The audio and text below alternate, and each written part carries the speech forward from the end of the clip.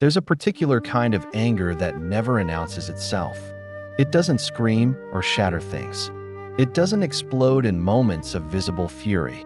Instead, it lives quietly beneath the surface, simmering in the spaces between words, in the tension of a forced smile, in the carefully measured responses that betray nothing of the storm within. This is quiet rage, and it's one of the most misunderstood emotional states in human psychology. Most people think anger is loud. They imagine raised voices, slammed doors, dramatic confrontations. But the truth is, the most dangerous anger is often the kind you can't hear. It's the anger that's been trained into silence, the anger that's learned to hide, the anger that's been told, again and again, that it has no right to exist. Quiet rage doesn't emerge from nowhere. It has a history. It builds over time, layer by layer, like sediment compressing into stone. Every swallowed word, every suppressed reaction, every moment you chose peace over honesty, accommodation over boundaries, silence over self-expression. These moments accumulate, and what starts as a choice to keep the peace eventually becomes a prison of unexpressed truth. Psychologists have studied this phenomenon extensively. What they've found is that suppressed anger doesn't simply disappear. It transforms. It becomes anxiety, depression, chronic physical tension, passive-aggressive behavior, self-sabotage. The energy of anger has to go somewhere, and when it can't move outward, it turns inward, corroding the self from within. Sigmund Freud called this repression, the psychological mechanism by which unacceptable emotions are pushed into the unconscious. But repression doesn't eliminate the emotion. It just removes it from conscious awareness. The anger continues to exist, operating in the shadows, influencing your choices, your relationships, your sense of self, without you fully realizing it. What makes quiet rage particularly complex is that it often originates in environments where expressing anger was dangerous. Maybe you grew up in a household where anger led to punishment or abandonment. Maybe you learned early that being accommodating earned love, while being assertive earned rejection. Maybe you witnessed anger expressed violently and vowed never to become that person. So you learned to be nice, to be agreeable, to never cause problems. And for a while, it worked. People liked you. They called you easygoing, low maintenance, mature. But beneath that carefully constructed exterior, something else was happening. A part of you was learning that your feelings didn't matter, that your boundaries were negotiable, that your needs should always come second. And every time you betrayed yourself to maintain external harmony, the quiet rage grew stronger. The psychology of quiet rage reveals something crucial about human emotional development. Anger, in its healthy form, is not destructive. It's protective. It's the emotional signal that tells you when your boundaries have been violated, when you're being treated unfairly, when something needs to change. Anger is information. It's your psyche's way of saying, "This matters. Pay attention." But when you're taught that anger is unacceptable, you lose access to that information. You lose the ability to recognize when you're being mistreated. You lose the internal compass that helps you navigate relationships with clarity and self-respect. And without that compass, you drift. You find yourself in situations that don't serve you, with people who take advantage of your inability to say no, living a life that feels increasingly disconnected from who you really are. Researchers studying emotional regulation have identified something called emotion suppression, the conscious effort to inhibit ongoing emotional experience. Studies show that chronic emotion suppression leads to decreased emotional well-being, impaired memory, and increased physiological stress. Your body keeps the score, as trauma researcher Bessel van der Kolk famously wrote. What the mind refuses to acknowledge, the body holds. That's why people with quiet rage often experience unexplained physical symptoms. Chronic headaches, digestive issues, muscle tension that never fully releases. The anger they won't express verbally gets expressed somatically. The body becomes the messenger for emotions the conscious mind refuses to deliver. But here's what's particularly insidious about quiet rage. It doesn't just hurt you, it poisons your relationships. Because unexpressed anger doesn't stay contained. It leaks out in subtle ways.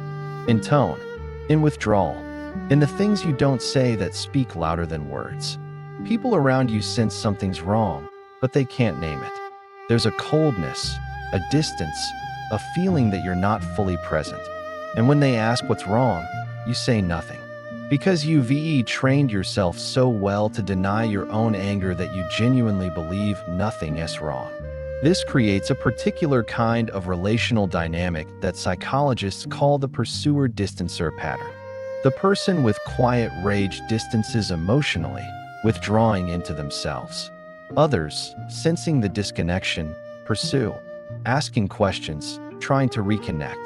But the more they pursue, the more the quiet rage intensifies, because pursuit feels like pressure, and pressure feels like violation. So they distance further, and the cycle continues. What most people don't understand is that quiet rage is often a form of grief. It's the accumulated sorrow of 1,000 moments where you didn't honor yourself, where you said yes when you meant no, where you smiled through disrespect, where you accepted treatment that violated your dignity.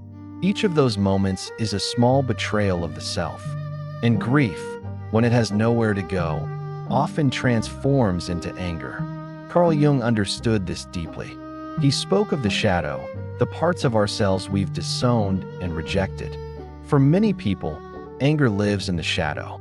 It's the unacceptable part, the part they've decided they're not allowed to be. But Jung also taught that what we reject doesn't disappear. It grows stronger in the darkness.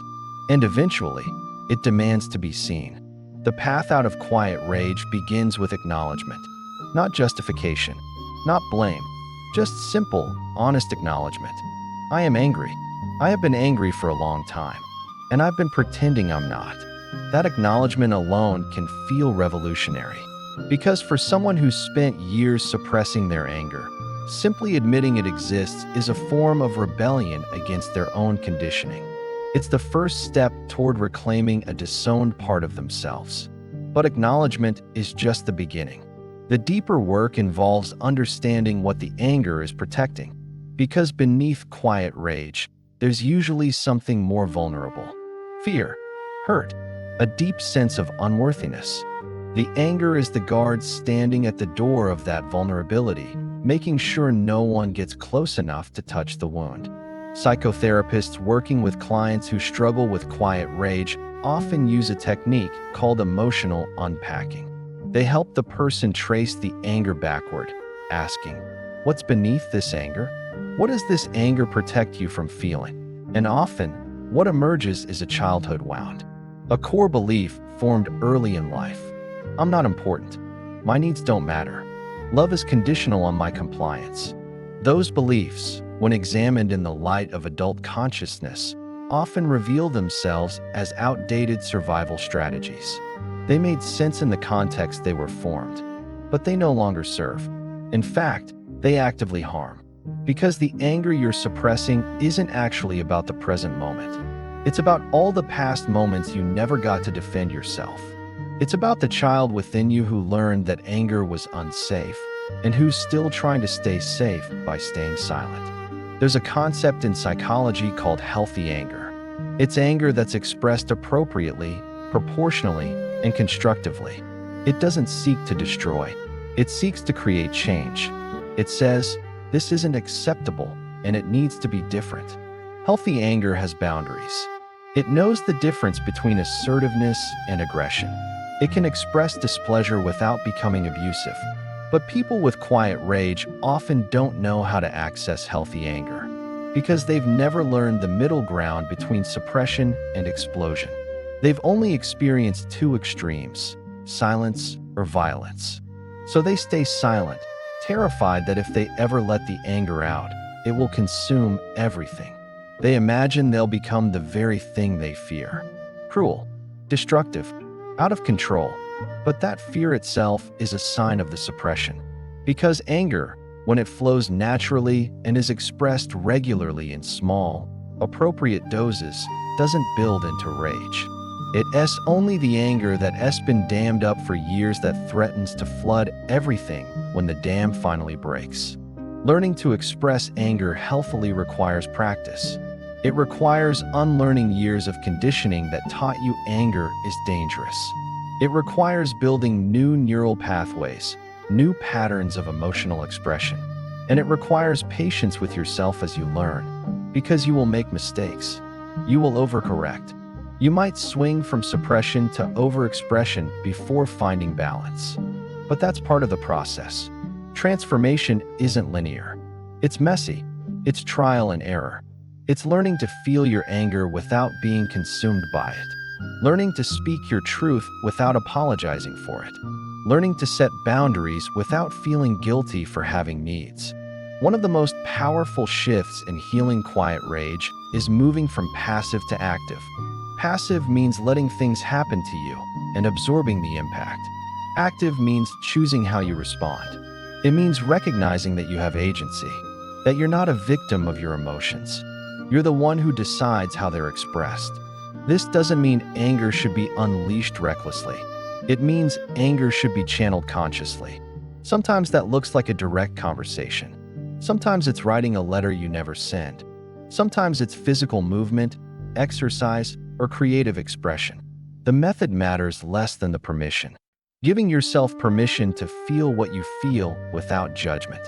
Neuroscientists studying emotion regulation have found that simply naming an emotion reduces its intensity.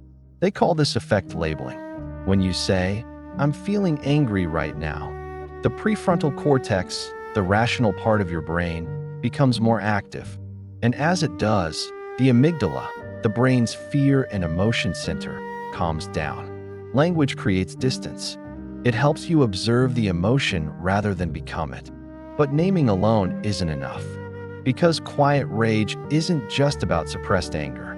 It's about suppressed self.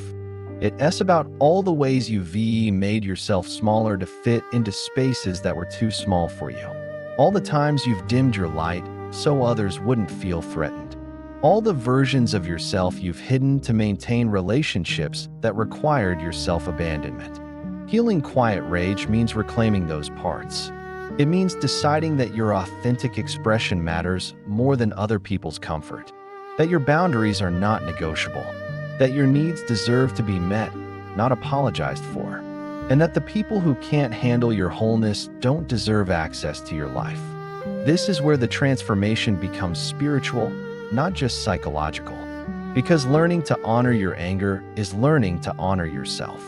It's recognizing that you are worthy of protection, of advocacy, of fierce self-love, and that the part of you that's been quietly raging all these years isn't your enemy. It's your ally. It's been trying to wake you up, to tell you that you deserve better, to remind you that you're more than the accommodating persona you've constructed. There's a strange relief that comes when you finally let yourself be angry, not in a destructive way, but in an honest way. When you stop pretending everything's fine, when you stop smiling through disrespect, when you start saying no without explanation, it feels like coming home to yourself, like reclaiming territory you didn't even realize you'd surrendered. And paradoxically, when you stop suppressing your anger, you often feel less angry, because the anger was never really about the present moment. It was about the accumulated weight of all the past moments you couldn't defend yourself. Once you start defending yourself now, the backlog begins to clear. The resentment starts to dissolve, not because anyone apologized or made amends, but because you finally stood up for yourself. And that act alone is healing. Quiet rage, then, is not the enemy. It's the symptom. The real issue is the belief system that taught you anger was unacceptable. The conditioning that made you prioritize external peace over internal integrity. The fear that if you express displeasure, you'll be abandoned. Those are the patterns that need examination.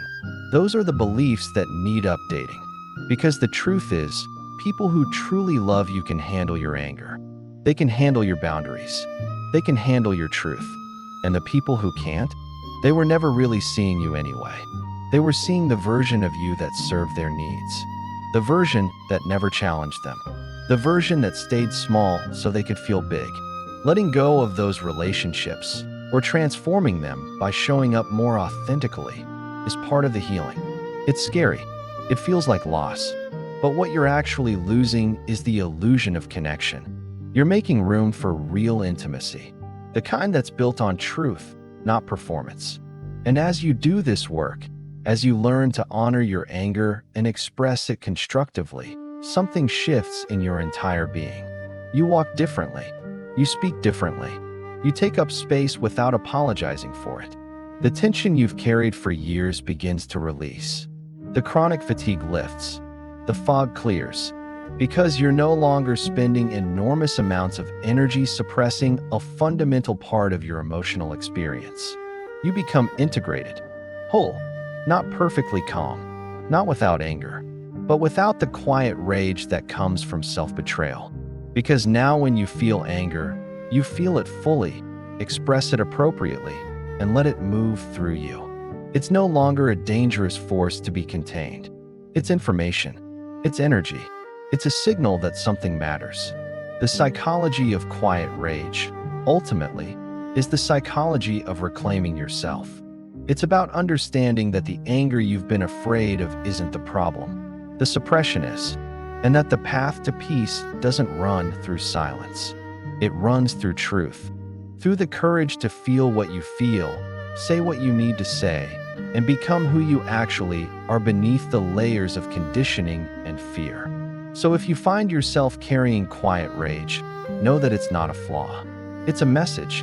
It's your psyche telling you that something needs to change, that you've been silent too long, that it's time to stop betraying yourself for the comfort of others, that your voice matters, that your anger, when honored and expressed with consciousness, is not destructive. It's sacred.